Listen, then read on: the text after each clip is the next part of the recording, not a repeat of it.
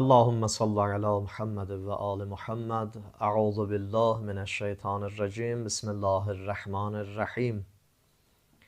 Ve bihi nesta'in innehu hayru nasirin ve mu'in ve sallallahu ala rasulih el-amin.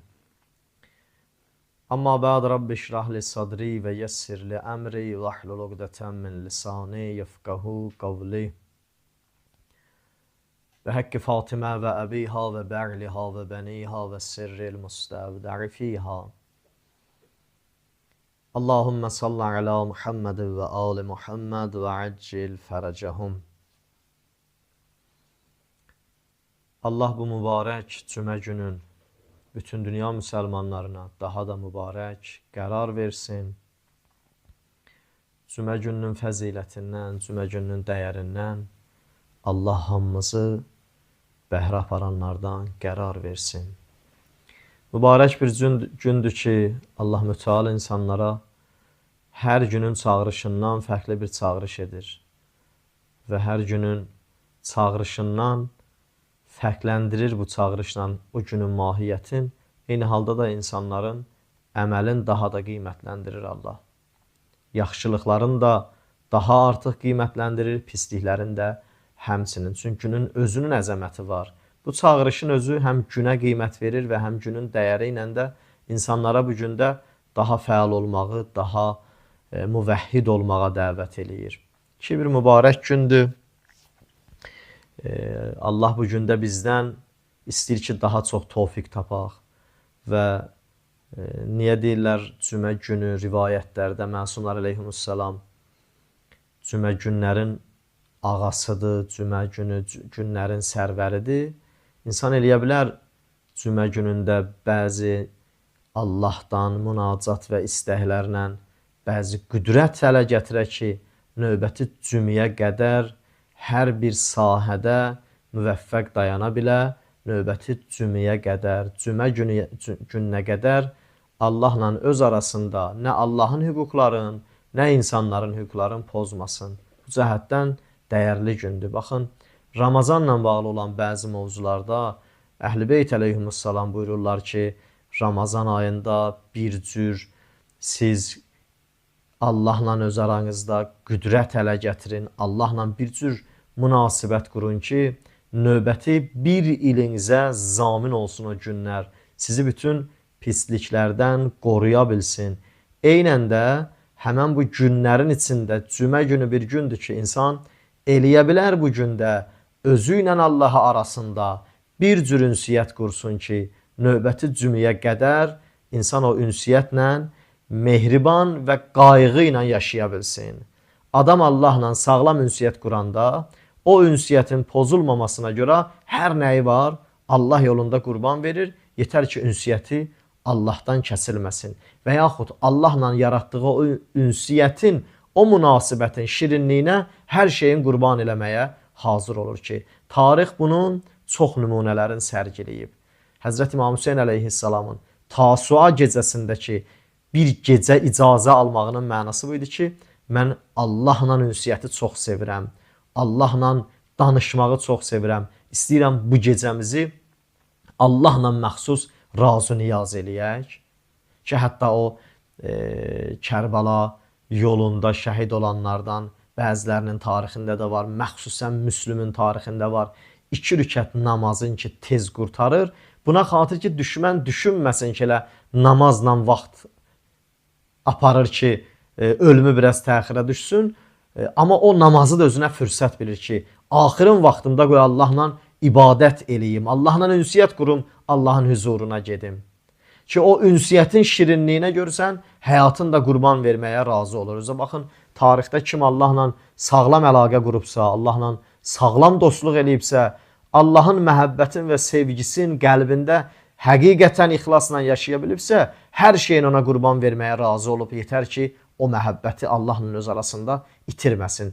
İnsan Allahla öz arasında o məhəbbətə xəyanət eləməsin deyə bütün dərd o bəlaya, hər çətinliyə dözməyə razı olur. Tabi ki, o xəyanətə bulaşmasın.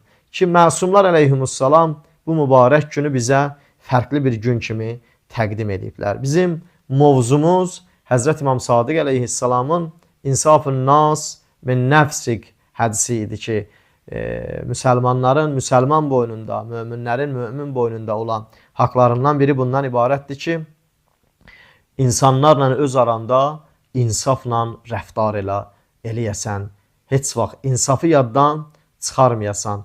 O yerdən ki, insaf başladı itməyə, həmən o başlayan yerdən zülmün bünövrəsi bərpa oldu.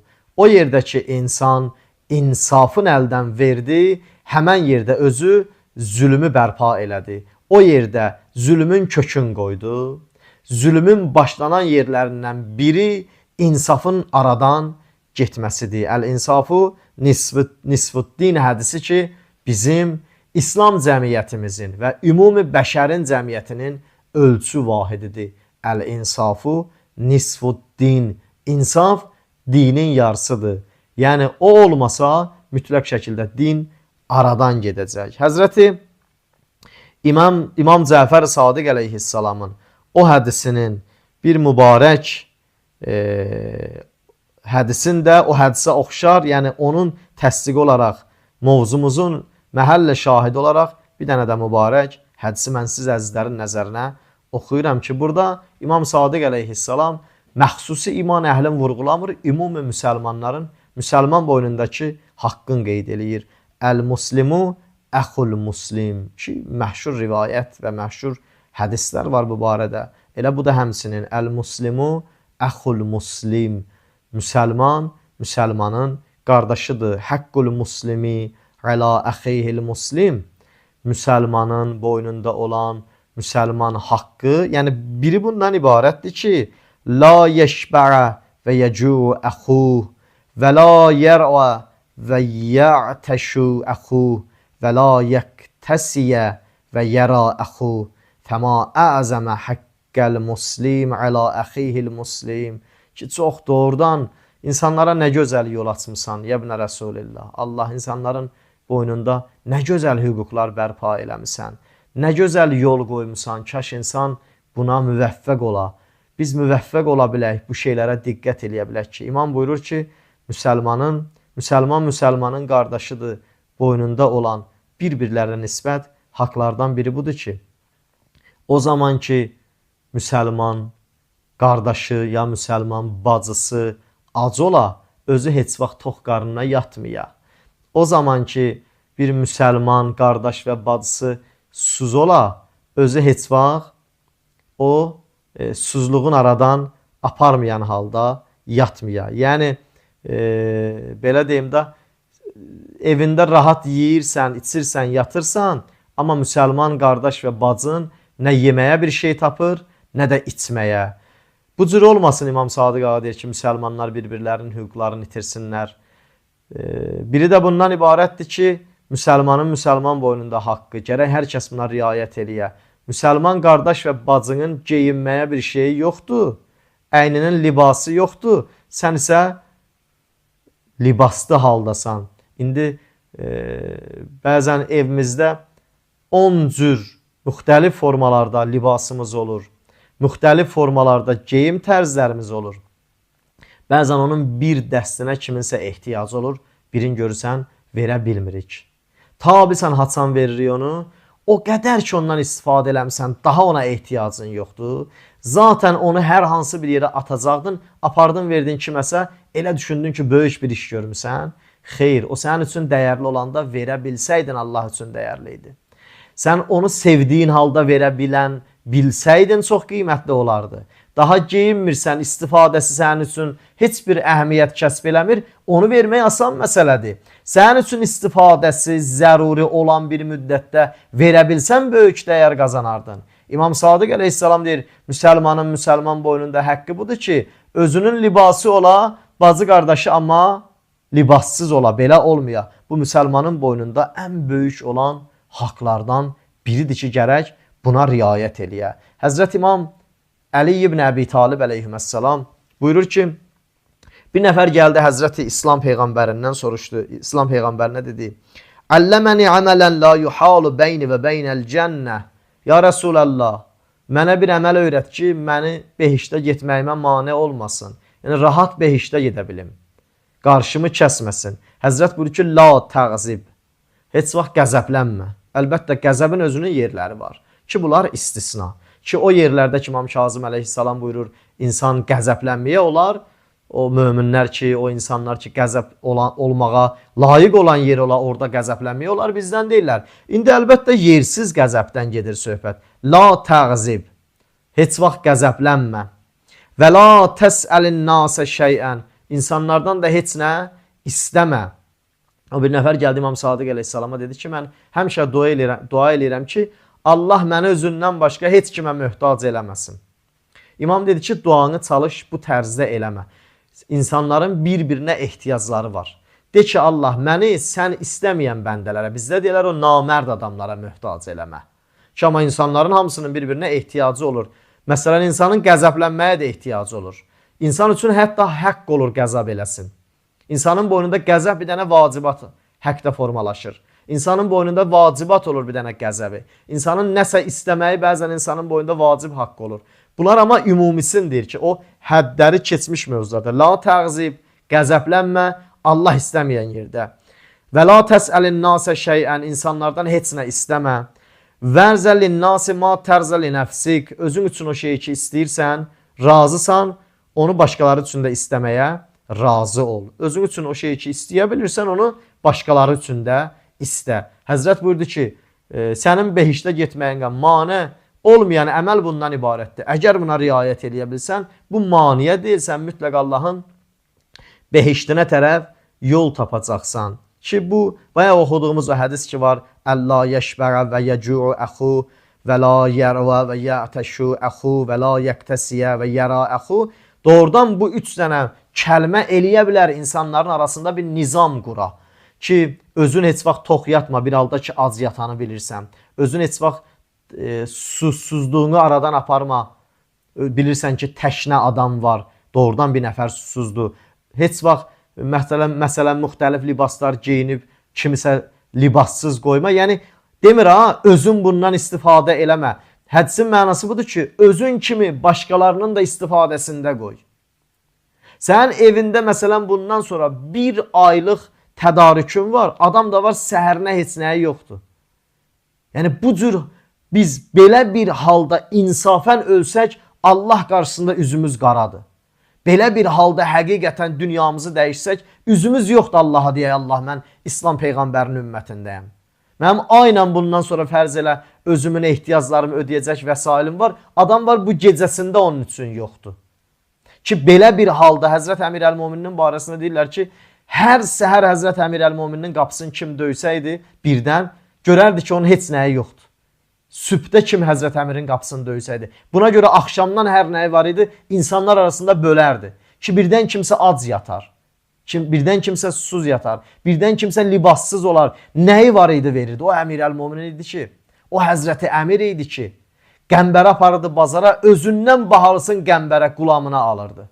Ki belə şeylərdən adam nümunə götürər. Görürsən, adam var nümunə götürəndə, elə adamları cəmiyyətdə nümunə götürür. Bir dənə məsələn, heç bir nümunəliyə layiq olmayan, doğrudan cəmiyyət nə qədər zəlalətə uğrayıb ki, belə bir şəxsiyyətlər, Peyğəmbər və imamın nümunəsi qalıb kənara, kimlərəsə misal çəkəndə hər hansı nəyəsə malik olan insanlardan misal çəkir. Bədbəxtçiliyin nişanələrindəndir. İmam bu sözlərlə istəyir insanların arasında ədaləti bərpa eləyə.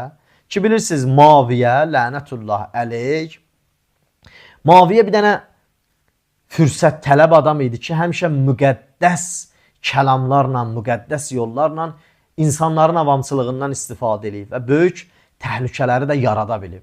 O insanlar vəzifəsini tanısaydılar, o insanların ki bəsirəti olsaydı, heç vaxt Muaviyənin cinayətləri baş verməzdi. Minlərlə insanın qanı tökülməzdi. Düşünmə ki, zülmün bünövrəsini ilə Muaviyə qurdu. Sən də allanmısan Muaviyənin şirin sözlərinə, demək ki, Muaviyənin zülmündə sən də müştərəksən. Niyə hər kəsin gördüyü işdə biz özümüzün orada müştərəkliyimizi bəzən çıxardırıq? Cəmiyyətdə görərsən, müqəddəs sözlərlə Muaviyələr səni alladır, bəzən sən də ona elə allanarsan, sabah deyərsən ki, zülmün bünövrəsini falan kəs qurdu. Mən zülm eləmədim ki, sən allanmısan, onun zülmünə demək şərait yaratmısan.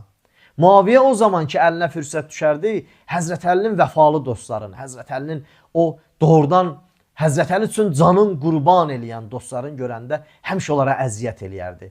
Günlərin bir günü idi ki, Həzrət Əmir Əl-Möminin şəhadətə yetəndən sonra bir nəfər Ədi ibn Hatəm Muaviyənin sarayında Muaviyənin əlinə düşmüşdü. Fürsətdən tələb eləyən Muaviyə gör nə müqəddəs sözlə dil yarası vururdu Ədi ibn Hatəmə.